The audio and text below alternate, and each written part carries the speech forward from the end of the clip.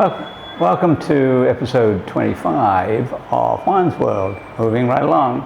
And it's Friday, so I'm going to be doing my philosophical treatise, rambling a lot. And this is actually the third go I've had at making this particular video, because last week I had something of an epiphany when it comes to opposites and oppositions. And that's been my theme for the past couple of weeks, and it seemed to be pretty clear. But then I started thinking more and more, and I wanted to talk today about male and female. And as I was thinking about male and female, I asked myself this deathless question: why are male and female opposite? And it got me thinking about what opposites are, what opposition is, how important opposites and opposition are in a lot of subjects in psychology, sociology, anthropology, biology, all over the place, linguistics in particular. And I realized that I've not been thinking clearly about opposites and opposition. I've taken the idea for granted too much. But when you start thinking about opposites like up and down versus negative and positive, black and white, you realize that they're not all the same kind of thing. So I'm going to just ramble along and worry about it in terms of male and female right now. But it will be the start of something really important. And in fact, I've already mapped out a book on the subject. So let's just get started.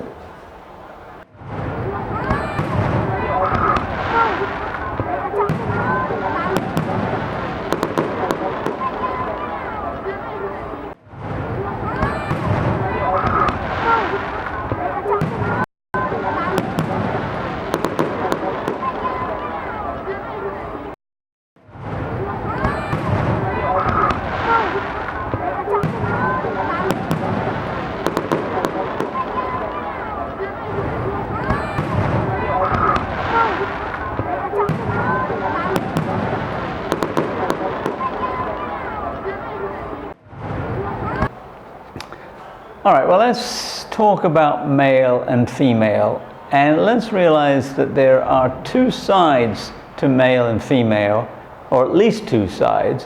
One is biological, and one is cultural, and we could add in the cultural the linguistic.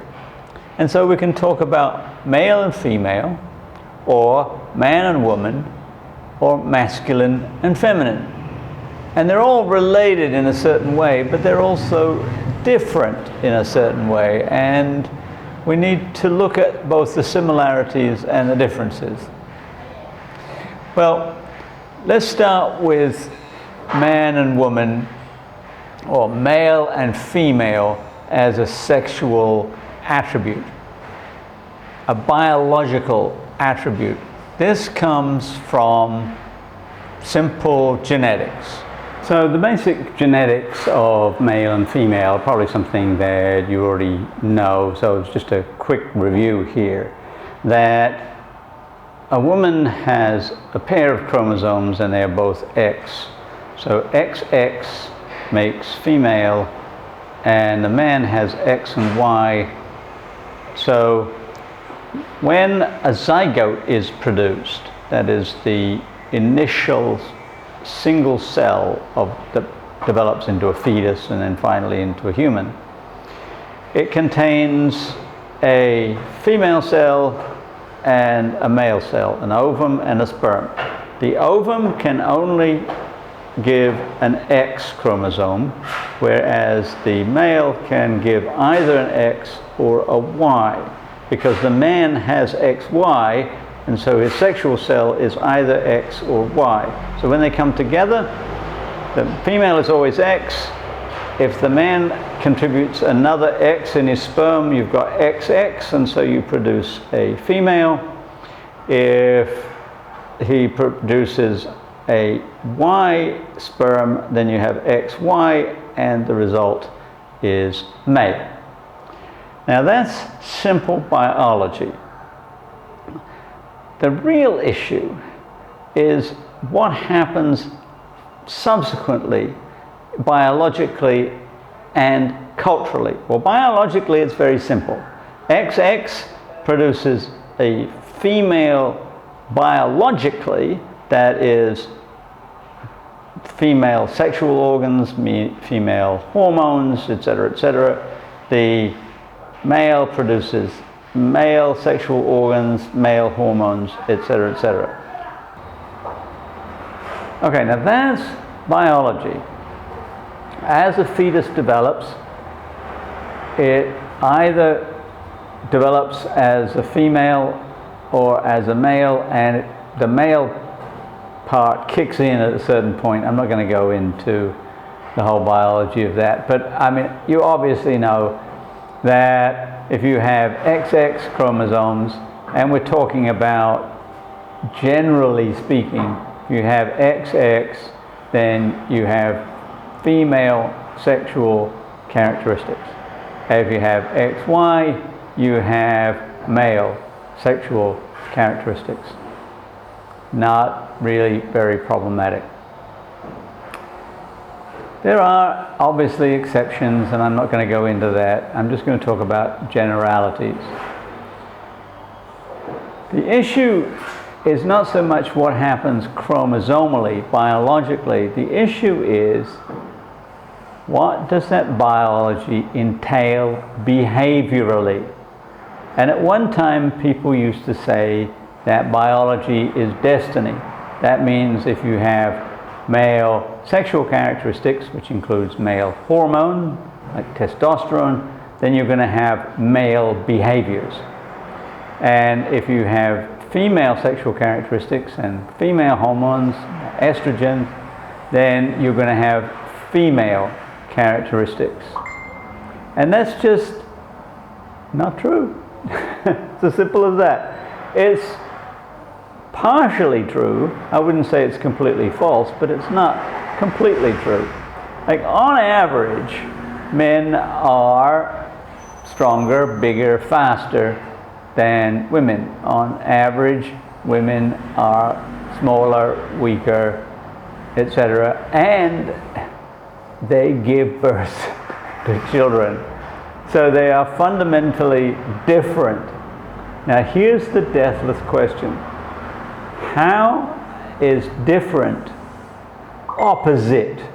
How can you say that being strong is the opposite of giving birth? It makes no sense. It's different, it's not opposite, but we have created an opposite. We call it a social construct because it's convenient. And this then introduces the notion of gender.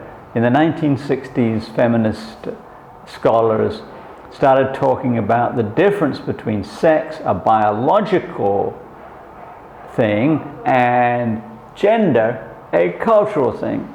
The biological thing is fixed by biology. The culture is not fixed. It can change. Now, certainly, in general terms, statistically speaking, in any group of people, generally speaking, the men are going to be stronger, bigger, quicker than the females. Generally speaking, right? You look at my arms. Do you think I'm stronger than a lot of women? I don't think so. But I'm talking about statistics. I'm not talking about anecdotes. For example, in the Olympic Games, there are world records for men and there are world records for women in all kinds of athletic competitions. There is no case where the women's world record is greater or better or higher than the man's world record. All the men's world records are greater, higher, whatever, than the women's. That's just a statistical fact. But it's statistics, and when we start turning those statistics into cultural generalities, we can sometimes hit a wall and make mistakes. So let's talk about prehistory for a minute and talk about the potential origins of the differences between male and female characteristics culturally. And I'm going to look at what used to be called hunters and gatherers. We call them foragers now because they do a lot more than hunting and a lot more than gathering. But for decades within the anthropological community, it was accepted that men were the hunters and women were the gatherers. That is, that there was a division of labor based on sex, biological sex, because of the attributes of those sexes. The men were stronger, faster, had more stamina, and therefore they were better suited to hunting. The women were not suited to hunting because they gave birth, so you don't want to be running around after gazelles or antelopes when you're pregnant or when you're nursing a newborn.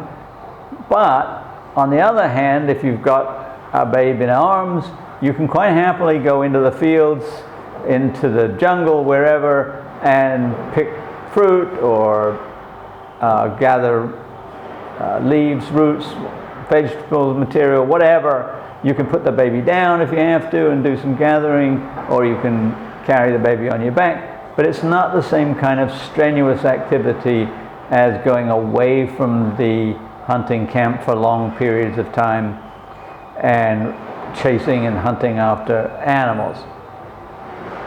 So that's the thing about hunting, is that the animals, unlike fruit and vegetable, don't stand still. Anyway, the speculation was that the division between men and women, of men being the hunters and women being the gatherers, was based on their physical characteristics. And that an addition to the biology came in the form of nutrition. That typically in a hunting and gathering society, 80% of the food was produced by gathering and 20% by hunting.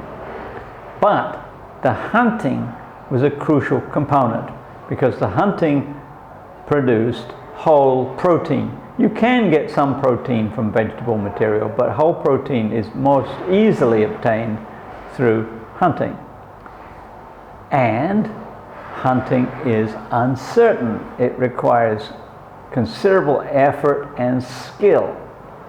So the argument was, okay, the man's activity, hunting, gained greater prestige than the woman's activity because it was uncertain, it required skill, it required strength, it required effort, etc., etc., etc. So even though it was only 20% of the food intake, it had higher prestige. And therefore, men tended to dominate over women. And there you have biology becoming destiny. All right, well, there are numerous problems with that argument. Perhaps the most important is, we're not hunters and gatherers now. I'm a teacher.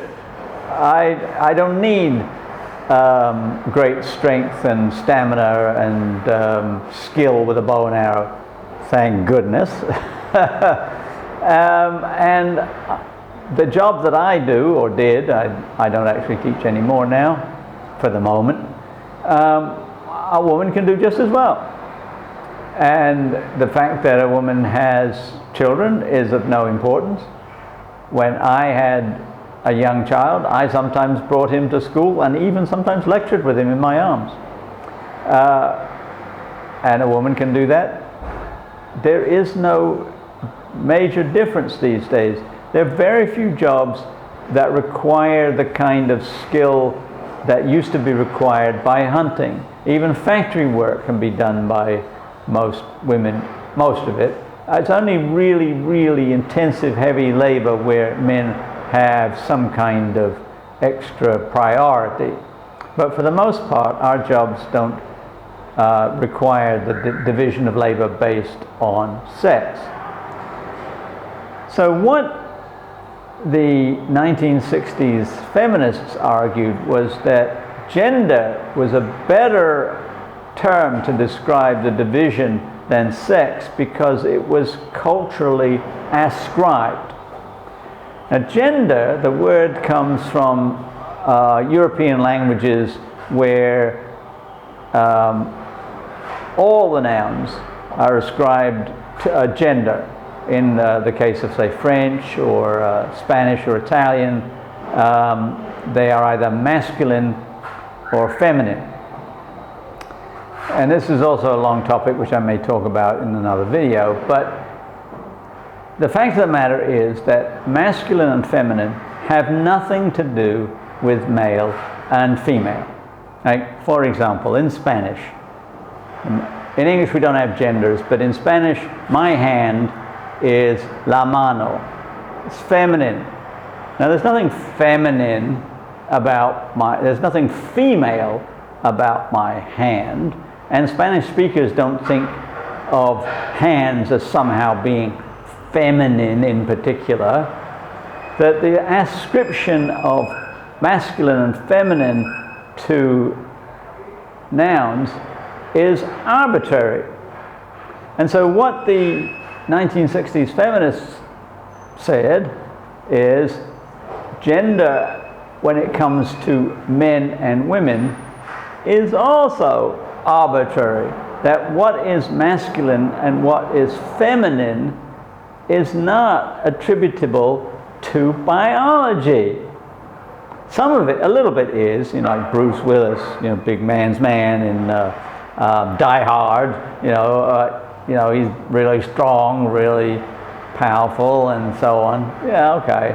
That's a little bit ascribable to biology. But basically speaking, the feminists were saying that what you attribute to masculine and what you attribute to feminine is arbitrary.